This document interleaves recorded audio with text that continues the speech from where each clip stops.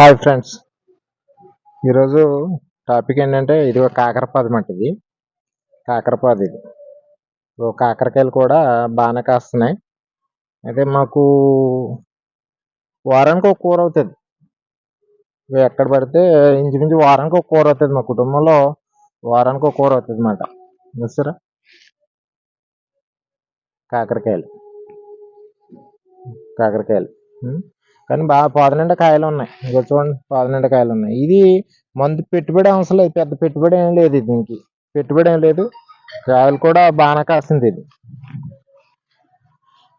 అసలు యాక్చువల్గా మందు అనేది లేదు దీనికి.